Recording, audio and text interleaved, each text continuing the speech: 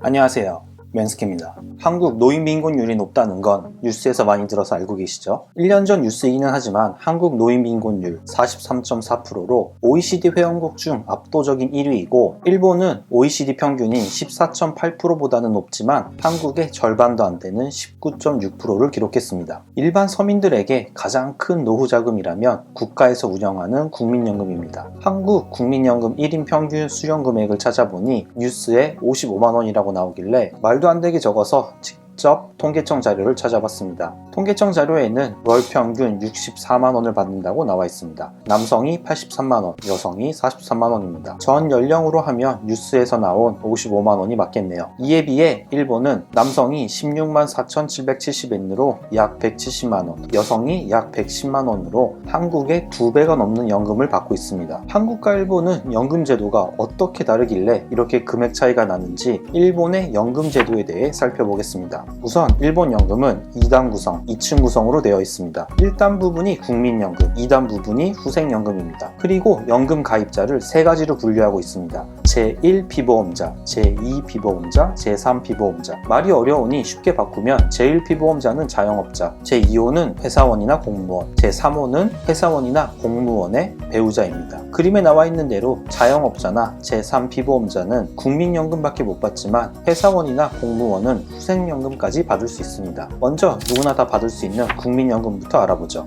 일본은 만 20세부터 연금 가입이 의무화되어 있습니다. 대학교 3학년이 되면 국민연금에 의무적으로 가입을 해야 됩니다. 만 20세부터 만 60세까지 40년 동안 연금을 내야 하며 한 달에 내야 하는 금액은 2022년 기준으로 16,610엔입니다. 40년 동안 꼬박꼬박 연금을 납부했다면 받을 수 있는 금액은 연간 78만 900엔, 한 달에 약 6만 5천엔입니다. 이런 일본 국민연금에는 특이점이 2가지 있습니다. 제가 방금 전 만 20세부터 연금 가입이 의무이고 한 달에 16,610엔을 내야 한다고 했는데 대학생이고 돈이 없다면 어떻게 될까요? 우선 학생이라면 면제 신청이 가능합니다. 대신 면제 기간 동안에는 납부를 하지 않았으니 나중에 돌려받는 연금의 금액이 줄어들죠. 돌려받는 연금의 금액은 78만 900엔 곱하기 480분의 자기가 연금을 납부한 기간입니다. 대학교 3학년, 4학년 24개월을 면제 신청했다면 나중에 받는 국민연금은 월 6만 1,000엔 정도가 됩니다. 대학교를 졸업하고 10년 이내에 면제 신청했던 기간,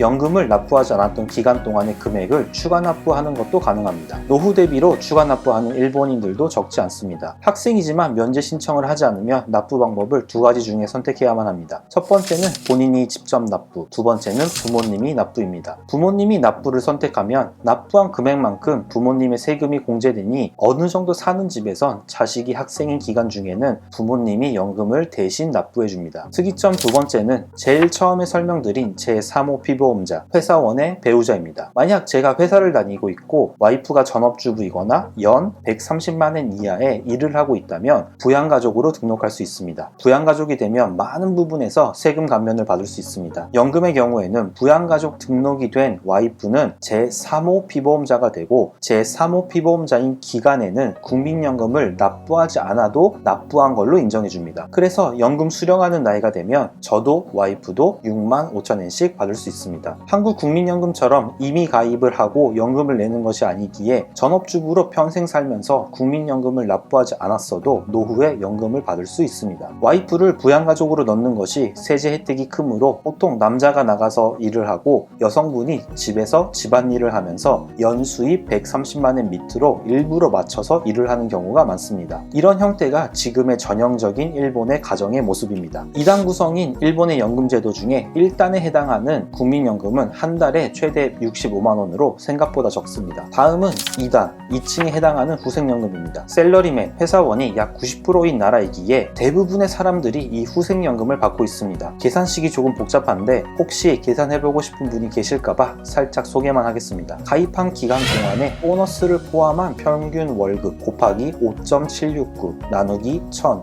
곱하기 가입 기간입니다. 제가 미리 계산을 해봤습니다. 일을 시작하고 은퇴할 때까지 평균 연봉이 3천만 원이고 가입 기간이 30년이면 월 43만 원, 40년이면 57만 원입니다. 일을 시작하고 은퇴할 때까지 평균 연봉이 6천만 원이고 가입 기간이 30년이면 월 86만 원, 40년이면 110만 원입니다. 만약 30살에 일본에 와서 일을 시작했고 60살 은퇴할 때까지 평균 연봉이 6천만 원이었다고 하면 국민연금이 매달 49만 원, 후생연금이 86만 원으로 합계 135만 원을 매달 연금으로 받는 계산이 됩니다. 일본인들은 보통 22살, 23살에 취업을 하기에 연금 가입 기간이 길고 남성은 170만 원, 여성은 110만 원을 받는 게 평균입니다. 국민연금밖에 받지 못하는 자영업자와 후생연금까지 받을 수 있는 회사원의 연금 차이가 크기 때문에 일본인들은 창업이라는 것에 크게 관심이 없고 물가도 거의 오르지 않으니 그냥 회사에서 안 잘릴 정도로 안정적으로 일을 하면 노후에 부유하지는 않지만 먹고 사는 것 자체는 큰 걱정이 없는 것도 샐러리맨이 90%인 이유이기도 합니다.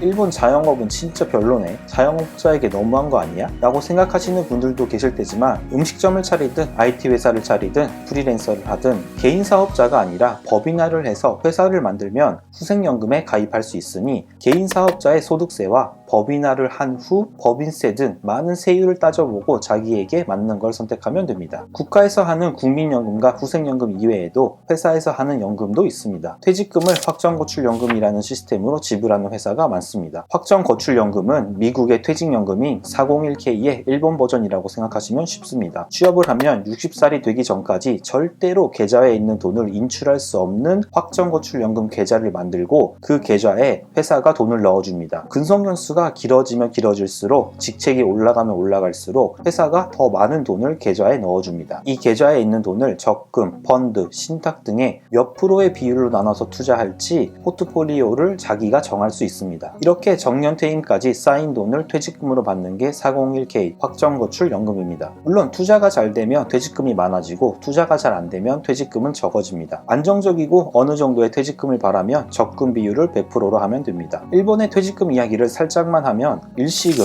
목돈으로 지급하는 회사, 확정거출연금으로 지급하는 회사, 일시금과 확정거출연금을 동시에 지급하는 회사, 이렇게 세 가지 종류가 있으며 퇴직금이 없는 회사가 약 20%, 어떤 형태로든 퇴직금을 지급하는 회사가 80%입니다. 회사가 넣어주는 돈만이 아니라 노후 대비를 하고 싶어서 자기 돈을 더 추가하는 것도 가능합니다. 이걸 일본에서 이데코라고 하며 이데코에 넣은 금액만큼 전부 세제 혜택을 받을 수 있습니다. 이데코는 자영업자들도 자유롭게 들 수 있으니 국민연금밖에 못 받는 자영업자에게 인기가 많습니다. 물론 세제 혜택도 있으니까요. 일본의 연금에 대해 이야기해봤습니다. 혹시 일본에 이런 점이 궁금하다거나 다뤘으면 좋겠는 주제가 있으면 댓글로 알려주세요. 오늘도 시청해주셔서 감사합니다.